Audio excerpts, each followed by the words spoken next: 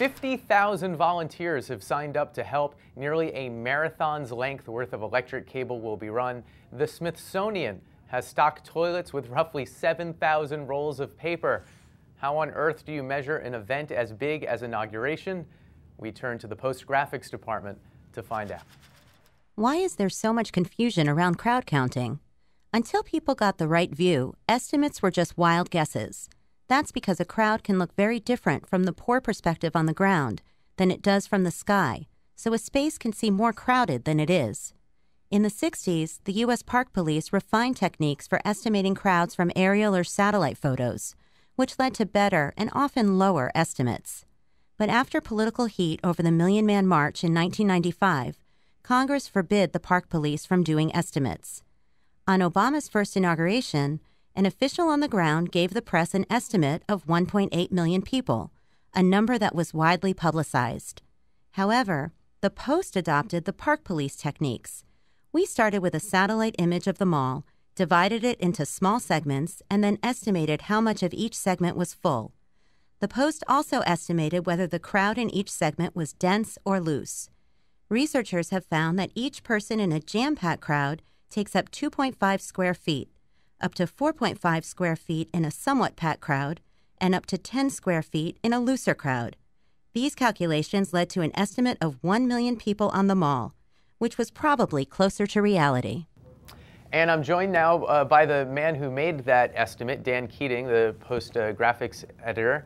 Why so wildly different, 1.8 million all the way down to 1 million? Oh, it's the difference between just an estimate based on looking on the ground where you can't see an accurate view and the satellite view. And various people did estimates off the satellite view, and they tended to hover around what I did, which was about 1 million people. As we've seen, and we have a couple photos of this, when you look more or less from the ground, it looks like the people go on and on and on forever, but then when you look from above, you see all those gaps. I myself was surprised because I saw some Post photographers' images from during the day of the inauguration.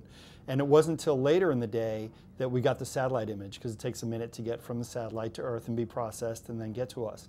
So by the time I got the image from the satellite, I had expected to see an image of the mall full of people. And the first thing I looked at, I said, wow, there's a lot of empty space in here. It really changes it. So where did this 1.8 million number come from? Well, see, early in the day, somebody, and it's never been a named source, it's an unnamed official source from the kind of Joint Police Center for the inauguration day, came out with this 1.8 million number. So it got on the web and got on TV early in the day. And people were very attached to that number because they liked it because it's big. It made it the biggest inauguration ever, and you know it excited people to have such a big number. So when we later did the science and came up with a smaller number, people didn't like it. Well, and also the 1.8 number was bigger than 1.2, which is the supposed number of LBJ's 1964 inauguration. So I wonder, was 2009 not the largest, or was that 64 number bunk too? You know, this is like, you can't really compare things that are measured scientifically with things that are essentially prehistory. It's like, was Goliath taller than Yao Ming? I don't know. I really don't know. Goliath was really big, Yao Ming is really big. But I would say this, I think once they did this technology, the size of estimates went down a lot. I think Obama's was the biggest at 1 million. That's what I think.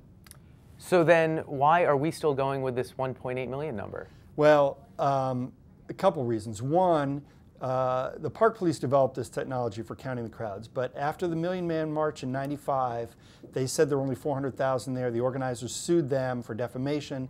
Congress said, look, we don't want to have to defend these lawsuits, so they forbade Park Police from doing it anymore. So there's no more official, authoritative scientific source. So we took it upon ourselves, and a couple other organizations as well, to do the scientific approach that Park Police had developed.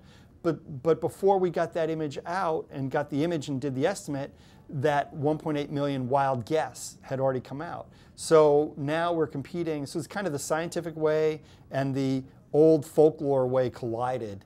And the folklore number had the advantage of being bigger, so people liked it. Okay. Dan, thanks. It's really fascinating stuff. Thank you.